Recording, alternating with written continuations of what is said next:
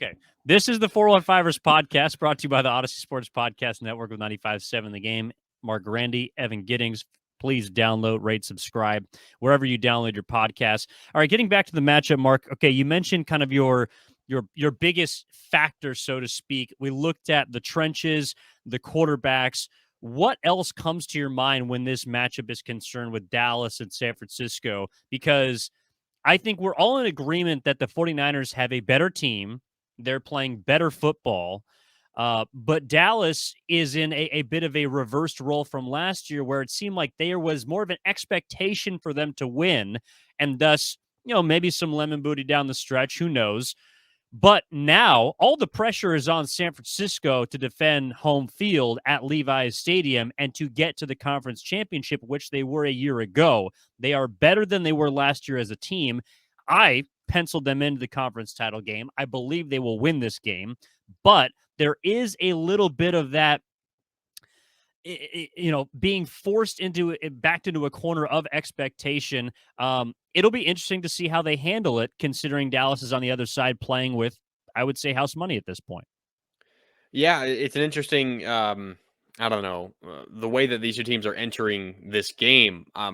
I guess in danger of sounding like a broken record, I will say that third downs are going to be huge in this game. I think more so than normal. You look at some advanced metrics for the 49ers, and these are their defense adjusted value over average numbers on the defensive side of the ball for the 49ers. On first downs against pass plays, Niners best in the NFL.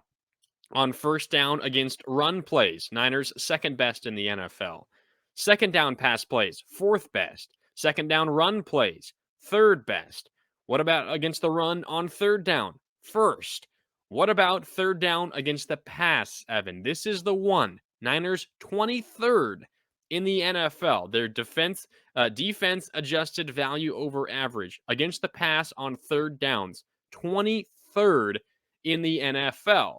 And you might think, all right, well, how does that translate to, their opponent third down conversion percentage? Niners are 19th best in the NFL, allowing just a tick under 40% conversions on third downs. The only team still left in the postseason worse than the 49ers on third downs defensively is Jacksonville.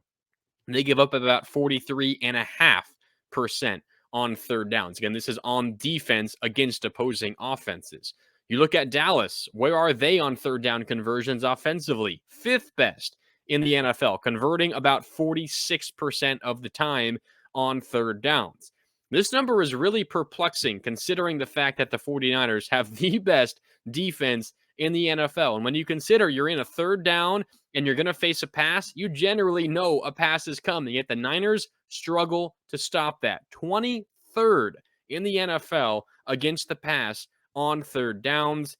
If the Cowboys can convert some third and longs, keep drives alive, that could keep them in this game. And who knows, it could ultimately win them this game.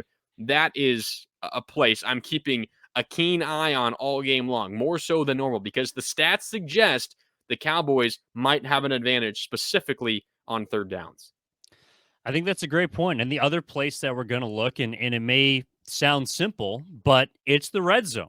Now, we've kind of talked about maybe not concerns with the red zone efficiency, but just some of the numbers that have stood out. And Mark, you laid out beautifully, I think it was a week or two ago, the fact that the 49ers in the red zone have been slightly less efficient with Brock Purdy than Jimmy Garoppolo. I think that's partially because of the red zone attempts that Brock Purdy has created, much more so than Jimmy G. At the end of the season, San Francisco stands fourth as far as total red zone attempts. The issue is they're 17th in red zone percentage, turning those opportunities into touchdowns.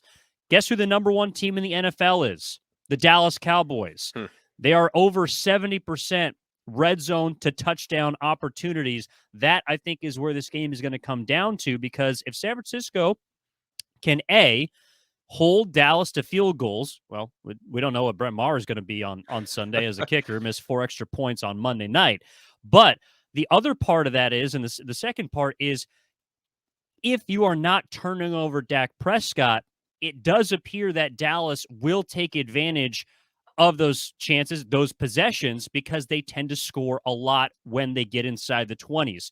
So if San Francisco's not turning over Dak Prescott, I do think they'll at least force one on Sunday. But if they're not doing it repeatedly, how can they try and at least make things difficult in the red zone for Dallas? Meanwhile, on the other side, Brock Purdy, who creates a lot of chances inside the 20s, can he cash in against a Dallas team that maybe not in recent weeks, but over the course of this season has been slightly better as far as scoring points, 27.5 per game for Dallas, about 26.4 for San Francisco. So this is a Cowboys team that can score with the 49ers and showed it on Monday night against Tampa Bay. But how can you, inside the red zone, do enough to make sure that you're getting touchdowns and that the opposition is taking field goals? If the 49ers can do that, again, it may sound simplistic, but I think they're going to win this game. And if they win the red zone chances, I think they might win this game running away.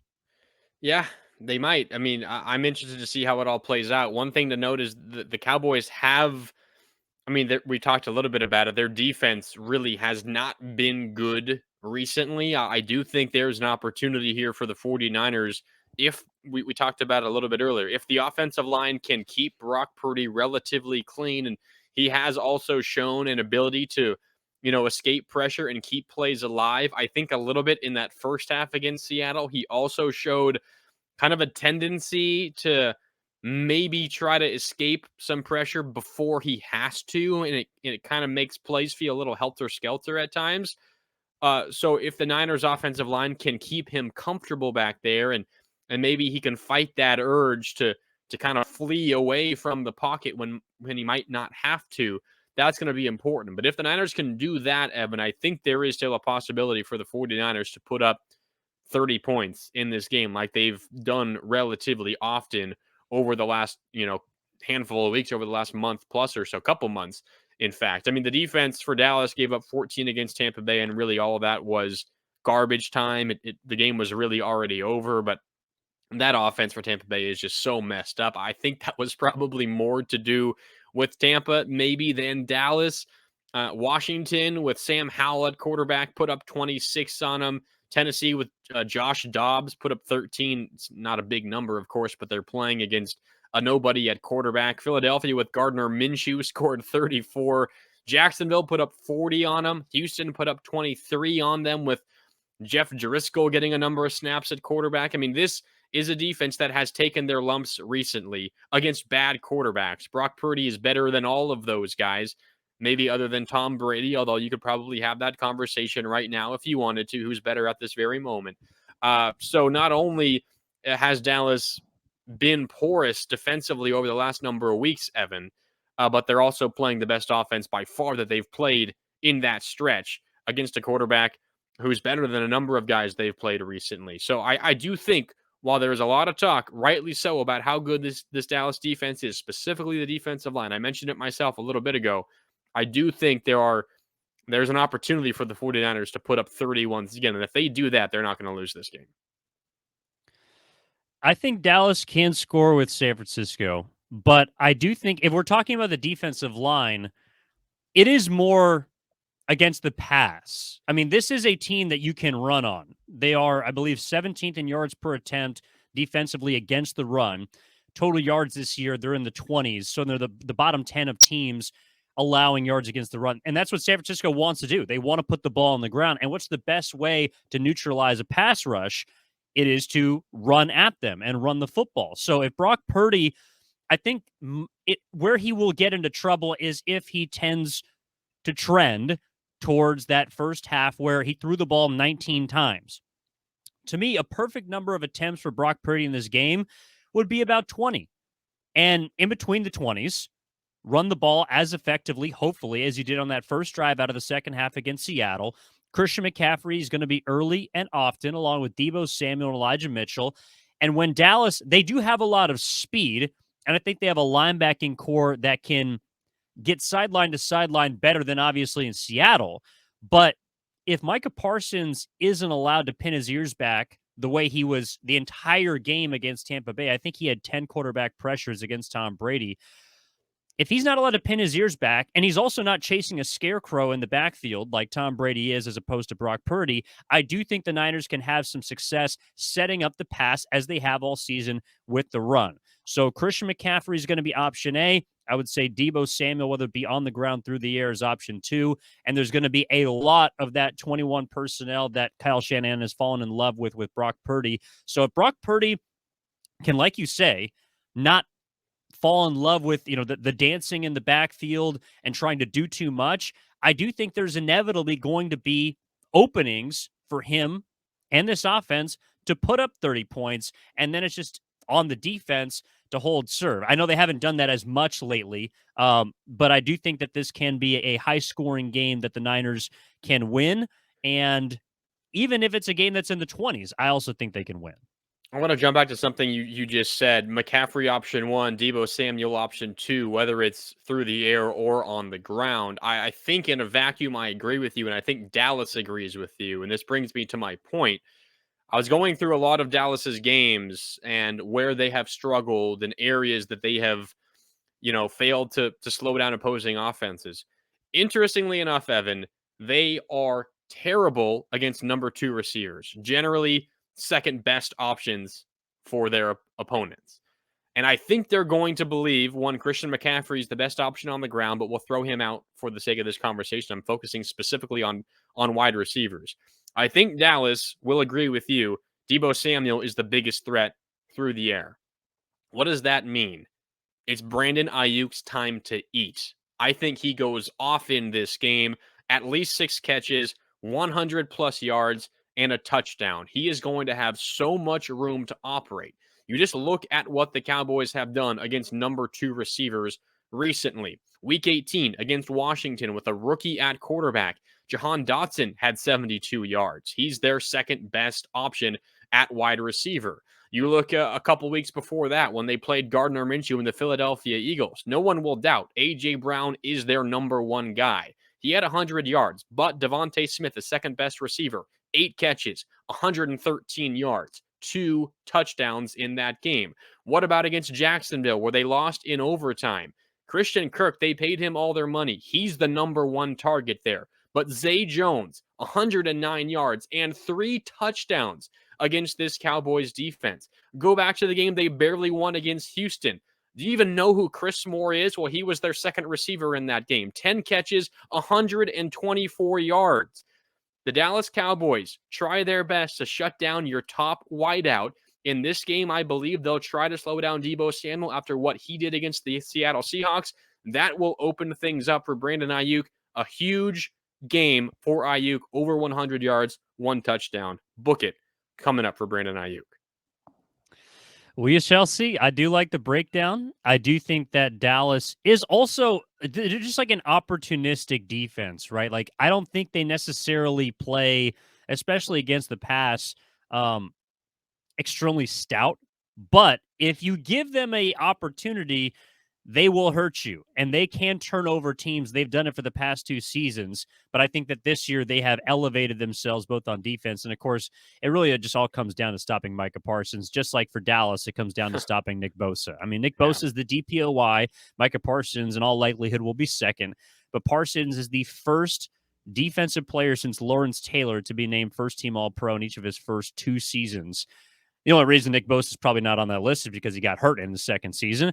But Nick Bosa, it is going to be who can get to the quarterback more. And I will take the DPOY, soon to be, and the guy who has done it all season long against double teams, against holds, against whoever has been in front of him. This week, it will likely be Jason Peters, although he got hurt on Monday night.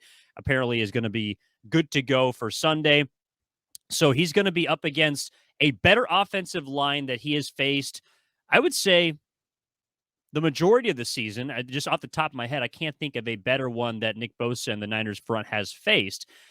So it's going to be a challenge, but I believe that they will be able to create more pressure than the Dallas defense because the 49ers can run the football better. I think Brock Purdy is more evasive than Dak Prescott. And I think that Nick Bosa is simply just a better player, with all due respect to Micah Parsons. So whoever gets to the quarterback more, it will also have an advantage. I'll take Nicky B. I mean, no argument here. I mean, a couple of elite players you mentioned, probably 1 and 2 in the Defensive Player of the Year voting. They're phenomenal, and I'm gonna have a lot of fun watching them go to work because 'cause they're probably gonna face a lot of double teams, as you mentioned, and we'll see who can beat them more often. The other thing is, we talked a lot about the Niners' defensive line depth. I also talked about it earlier. The Cowboys have that same thing. So can Nick Bosa swallow up some double teams and open things up for others? We saw Javon Kinlaw. He's back in healthy for the 49ers. Eric Armstead had a really big play in each of the last couple of games for the 49ers. Some other guys as well who have, been injured. I mean, Jordan Willis, the last couple of weeks, has kind of been an unsung guy. He's been really good for San Francisco. So the depth of the defensive lines, I think, to your point, are going to be huge because the opposing offensive lines are going to be so keen on slowing down those superstars, Bosa and Parsons, that it's probably going to open up some options, some big play possibilities for some of the others on both defensive lines, and it might just come down to which others capitalize more often. That could be one of the deciding factors in this game. Yeah, and also with Dallas being more turnover prone, I just think there's good, whether it be through a strip sack, a fumble, an interception. I think San Francisco is going to get at least one turnover on defense, and as we've seen, when they get one, that can change the entire script of a game. I mean, Yep. they absolutely flooded Seattle after getting that strip sack by Charles Omenihu. All right, Mark, let's get to our predictions for the game. San Francisco is a -4 favorite. The over-under is 46. Dallas at San Francisco at Levi Stadium, 3:30 kick. Who you got? I got the Niners coming out on top. I think they cover relatively easily. I told you at the top, I hopped on Niners -3.5. You should do the same if it's still up there. Niners 31, Cowboys 20. Niners 31, Cowboys 20. Niners win by 11. They cover easily. The over hits. I think it's another good game for Brock Purdy. They take care of the ball. And again, Brandon Ayuk is the MVP of the game, triple digits receiving yards, and gets into the end zone once as well. I think Niners cruise to a victory and are on to the second straight NFC title game. I'm sorry, did I get a score? 31-20. 31-20. Niners over the Okay. Cowboys. Gotcha. I think it's going to be a little bit closer, although I do think San Francisco is going to come out victorious. I also think they're going to cover because they have done so, Mark, in each of their past 5 divisional round games, 5-0 against the spread. Little nugget for all of you degenerates out there. Take it how you will. But I think me. San Francisco wins this game. I'll say 28-21. I don't think there's many field goal attempts in this game because I also think there's going to be a sense of urgency from both sides. I think we're going to see Kyle Shanahan get a bit aggressive on 4th down. I think that Dallas will do the same because they'll be playing from behind. As a result, and with also maybe not some trust in Brent Maher, I don't think there's going to be many kicks in this game. I think it's going to be 28-21. San Francisco wins at home and moves on to take on Philadelphia, who I believe takes care of business against New York. I guess, yeah, I might as well throw out my prediction for the other game as well. I agree with you. I think it's competitive, and it comes down to the fourth quarter. The result is still in doubt, but ultimately, I think Jalen Hurts will probably use his leg, scramble for a big first down on a big third down play in the fourth quarter, keep the clock ticking, and ultimately waste the clock on the Giants. I think Philadelphia comes out on top and well, and sets up the NFC title game we've all been expecting for almost 2 months now. Well, we certainly hope it is so. Although, I guess if you had to play the New York Giants, that wouldn't be the worst thing in the world in the conference title game. You would host the NFC Championship, so that might not be a bad consolation prize. Either way, we both feel confident that San Francisco beats Dallas and they cover the spread. I think you have the over. I am on the over as well, just so slightly.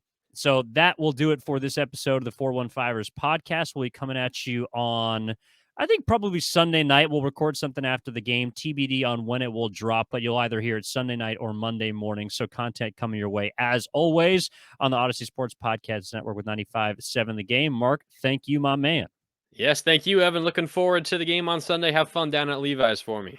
Yeah, it's going to be juiced up. I will be rocking some non-affiliated gear, but I will be rooting for the 49ers. Of course, we can't show any sign of affiliation in the press box, but it's going to be wild, man. I'm looking forward to it. I'm looking forward to it as well, Evan. Looking forward to chatting with you after as well. Yeah, sounds good. We'll talk to you next time. Mark Grandy, Evan Giddings. This is the 415ers podcast. Talk to you next time.